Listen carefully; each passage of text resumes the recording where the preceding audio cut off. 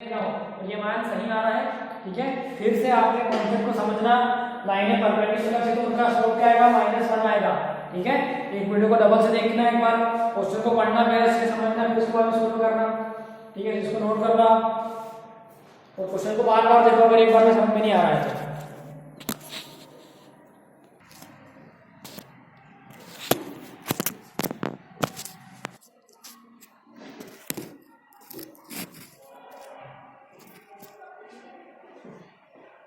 चलो अब एक क्वेश्चन देखो 12वां। ठीक है, जो क्वेश्चन मैं बीच में छोड़ रहा हूँ आपने ट्राई करना है। ठीक है, उनके जैसे ही क्वेश्चन है आप लोगों को ट्राई करके जैसे मैं सारे क्वेश्चन तो नहीं करा सकता अभी, लेकिन आप ट्राई करो, अगर आपको डाउट आते हैं फिर आप ऐसे स्क्रीन पर पूछ सकते हो। ठीक है, तो क्वेश्चन नंबर 12वां देखो। 12वां क्या है, एक पॉइंट देकर रखा है। ठीक है, और कहा है कि एक दो लाइनें ऐसी, ठीक है, ये दो लाइनें इस साइड से हैं और दोनों ही लाइनें इस पॉइंट पे इंटरसेक्ट कर रही है। इसके कोऑर्डिनेट देकर रखा है 2 3। ठीक है, 2, 3 से कोऑर्डिनेट देकर रखें। प्रतिच्छेद बिंदु के निर्देशांक कोऑर्डिनेट ऑफ इंटरसेक्टिंग पॉइंट देकर रखें। और ये कहा है कि जो एंगल बनना है छोटे वाला एक्यूट वो कितने डिग्री का बनना है, 60 डिग्री का बनना है। और कोई सी भी एक लाइन का क्या स्लोप देकर रखा, अपन बोलते हैं m1 का स्लोप देकर रखा है 2, तो अपन को क्या करना है, इस वाली लाइन 2 बोलते हैं, इस लाइन को 1 बोलते हैं। तो क्या कहा है क्वेश्चन में, दो लाइनें हैं, दो लाइनें दूसरे का करें प्रतिच्छेद करें, इंटरसेक्ट करें। कहां पे, इस वाले 2,3 पे, और दोनों के बीच का एंगल कितने डिग्री का, 60 डिग्री का। ये भी देखकर रखा हुआ है कि कोई सी एक रेखा का ढाल कितना है, का मान 2 रेखा का। मैंने क्या मान लिया कि रेखा L1 का ढाल M1 बराबर 2 है। तो अपन को दूसरी वाली रेखा का पता करना है, दूसरी वाली रेखा का अपन को समीकरण पता करना है। ठीक है, तो अपन L2 का समीकरण कैसे पता करेंगे, तो क्वेश्चन को पढ़ना, डबल से पढ़ना, समझना कि क्या करने वाले हैं। अपन क्या करेंगे सबसे पहले, ठीक है मैं समझाता हूँ। सबसे पहले अपन N1 का ढाल तो देकर रखा है M2, तो अपन इसका ढाल पता करेंगे। ठीक है, M2 का मान पता करेंगे, वो पता चल जाएगा अपन, क्योंकि कोण है दोनों का एंगल वाले सूत्र से अपन इसका ढाल पता करेंगे और इसका स्लोप आ जाएगा। अपन इसका समीकरण बना सकते हैं, इसका स्लोप है और बिंदु कौन से बिंदु से पास हो जाएगी, 2 3 बिंदु से पास हो जाएगी। तो बिंदु स्लोप फॉर्म से अपन कोई पता कर लेंगे। आप समझ गए, क्वेश्चन में क्या करना है, एक रेखा L1 है, इसका स्लोप हमको देकर रखा है और दोनों ही रेखाएं हैं और 2 3 पे क्या कर रही है, प्रतिच्छेद कर रही है। ठीक है, तो अपन को पहले इसका स्लोप पता करेंगे, दूसरे रेखा का स्लोप पता करेंगे और दूसरे का फिर समीकरण पता कर लेंगे अपन बिंदु स्लोप फॉर्म से, पॉइंट स्लोप फॉर्म से। मेरा क्वेश्चन समझा दिया अपन क्या करेंगे। ठीक है, तो सबसे पहले अपन इसका स्लोप पता करते हैं, इसका तो अपन को देकर रखा है। तो क्या है क्वेश्चन में है, ठीक है ऐसा, क्वेश्चन नंबर 12 है पहली चीज। ठीक है, क्या लिखा है, दोनों रेखाओं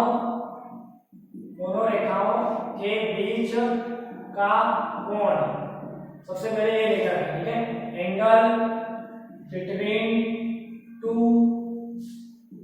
लाइन्स, थीटा बोलते हैं इसको, और वो देकर रखा है 60 डिग्री। ठीक है, मैं बोल रहा हूँ, अगर नहीं दिखा तो भी सुन के देख लेना। ठीक है, हाँ, तो दोनों लाइन के बीच का एंगल देकर रखा है 60 अपन 60, छोटा वाला लेंगे क्योंकि जो बड़ा है 90 से बड़ा उसको लेना है आपको।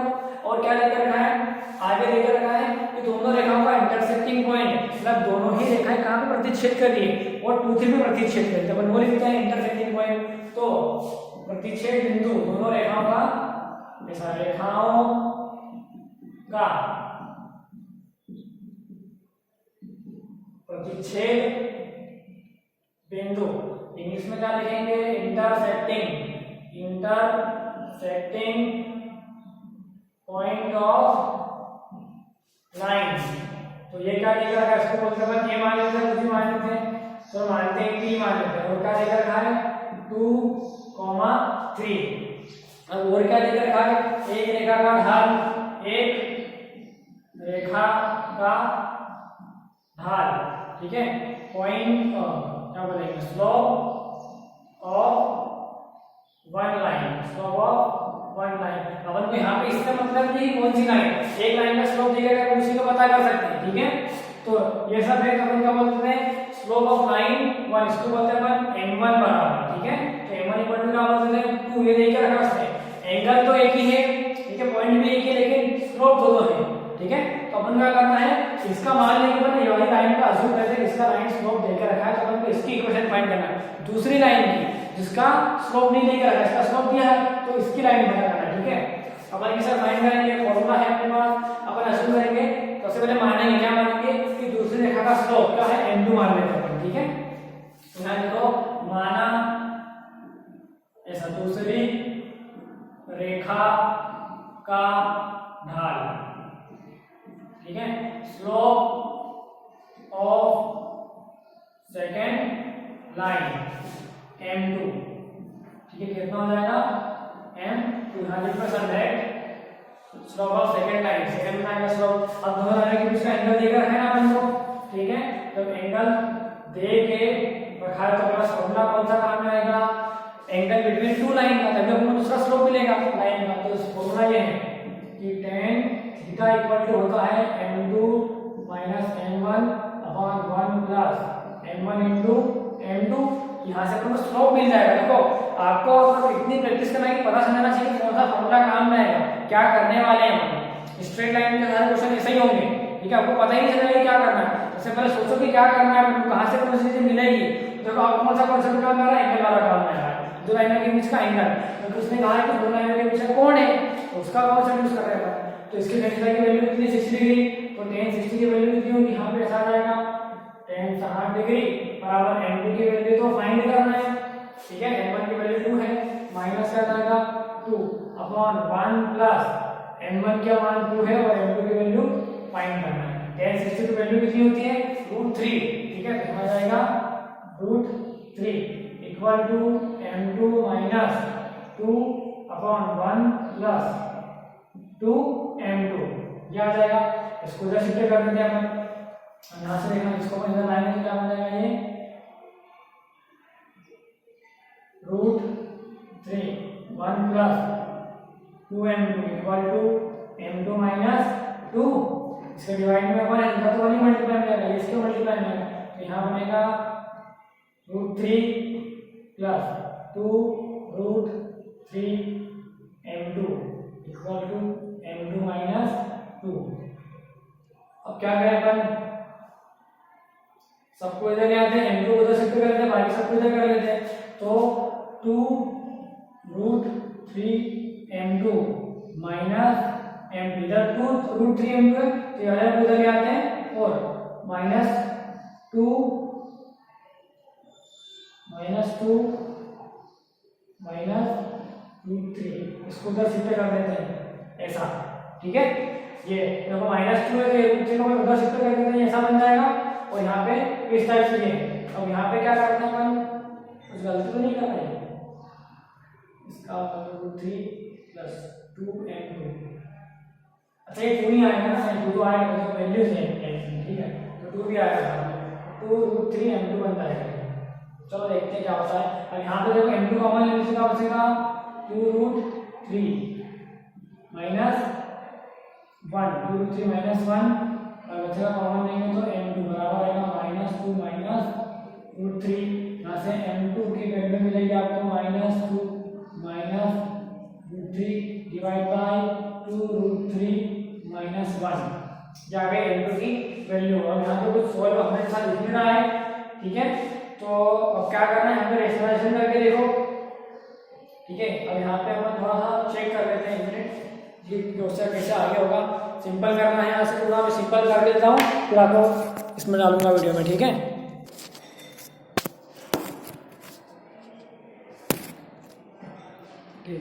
चलो ये वैल्यू सही है, ठीक है, जो वैल्यू आ रही है सही, मैंने यहाँ पे सॉल्व करके देख लिया जो इक्वेशन बनने वाली है सही बनेगी, तो मैंने पूरा सिंप्लीफिकेशन कर लिया है।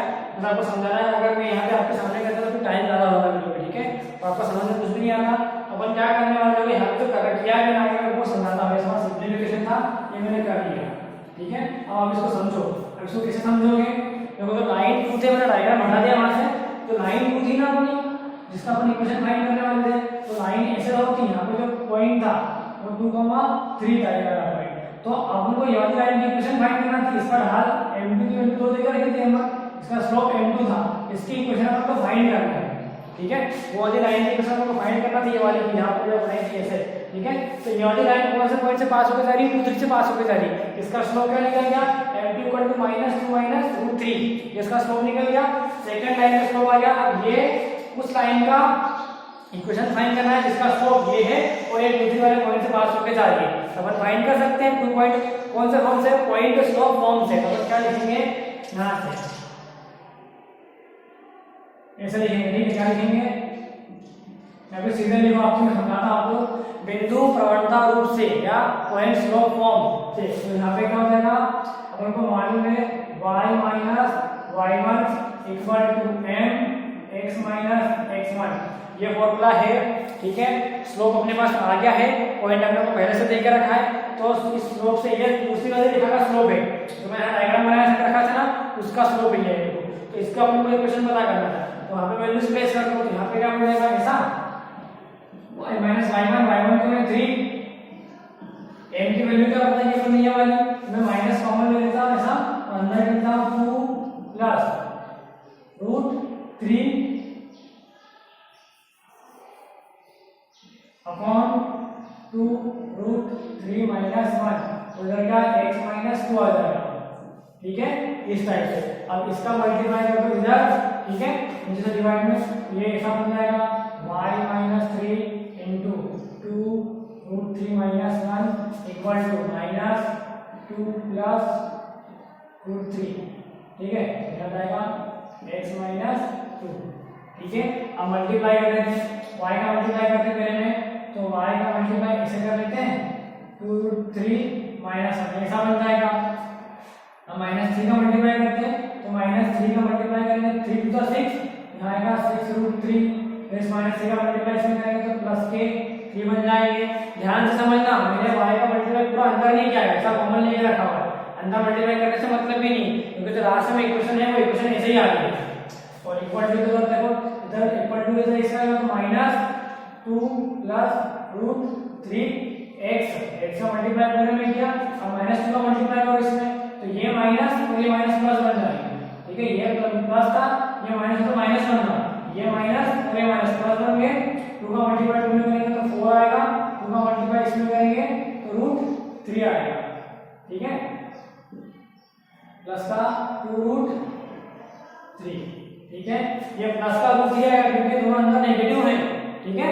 अपन ने माइनस का मल्टीप्लाई यहाँ किया, ये माइनस से माइनस प्लस, तो 2 2 जा 4 और 2 रूट 3 जा ये आएगा। अब इसको सिंपल कर लेते हैं, x को इधर और इसको इधर लिया, और ये नेगेटिव है, इधर नेगेटिव है, पॉजिटिव बन जाएगी, तो क्या बनेगी 2 प्लस रूट 3x, इधर के पहले से y, तो क्या आएगा 2 रूट 3 माइनस 1 y, वाली सब को उधर शिफ्ट कर दो, तो उधर कौन है 4 माइनस 3, अब इसको सारा लिखना था पहले कि 2 रूट 3, ये नेगेटिव उधर जाएगा पॉजिटिव बन जाएगा 6 रूट 3 प्लस का 4 है यहाँ पे, इधर से माइनस का 3 बन जाएगा। तो इक्वेशन क्या आ गई, ये आ गई 2 plus root 3x plus 2 root 3 minus 1 बार इक्वल टू 2 और 6 हो जाएंगे 8 रूट 3, ठीक है। ऐसे यहाँ पर देखो जुड़ेंगे, 2 का 3 और 6 का 3, 8 का 3 बन जाएंगे, 2 रूट 3 प्लस 6 रूट 3 दोनों 8 हो जाएंगे, 4 में से 3 आएंगे तो प्लस के 1 बचेंगे। तो यही आपकी इक्वेशन है, ठीक है। पीछे बुक में 2 आंसर देकर रखे हैं, 2 आंसर देने का रीजन ये है कि यहाँ से जो एंगल निकल के आएगा ना, ये प्लस माइनस निकल के आएगा, तो ये आंसर भी सही है। अगर पॉजिटिव लेगा तो ये आंसर आएगा, अगर ये वैल्यू नेगेटिव लेगे कौन सी, ये वैल्यू यहाँ से बाहर निकल जाएगा वैल्यू, अगर नेगेटिव लोगे तो फिर आंसर नेगेटिव आएगा। तो दोनों आंसर सही है, आपका काम एक आंसर से हो जाएगा। तो बाकी क्वेश्चन अपन अगले वीडियो में देखेंगे, ठीक है। आप यहाँ पे समझ में आएगी बहुत सारी चीजें, इनको समझना। अगर वीडियो नहीं समझ में आए तो एक बार और डबल से वीडियो देखना है इसको, ठीक है। और जो सिंपल कैलकुलेशन है ये तो आना ही चाहिए, तो उसमें कोई कमाल नहीं है, ठीक है। तो आपको करना आना ही चाहिए। क्या है इतना बात, सवाल तो कर दिया था, ये लिखना और ये सूत्र और यहाँ से इसको देखो क्या किया अपन ने, गुणा भाग ही तो कर रहे हैं अपन, सूत्र में मान के गुणा भाग किया अपन, ये गुणा जिसको गुणा करना था उधर भी गुणा ही कर रहे हैं अपन, मल्टीप्लिकेशन कर रहे हैं। और एक कॉन्सेप्ट लगाया अपन ने, बिंदु प्रवणता रूप वाला पॉइंट स्लोप फॉर्म वाला, ठीक है। तो अपने 2 पॉइंट स्लोप फॉर्म लगाया, ठीक है, क्योंकि पॉइंट था और ये स्लोप भी नहीं था अपने पास। चलो अपने क्वेश्चन ट्राई करना बाकी के, ठीक है।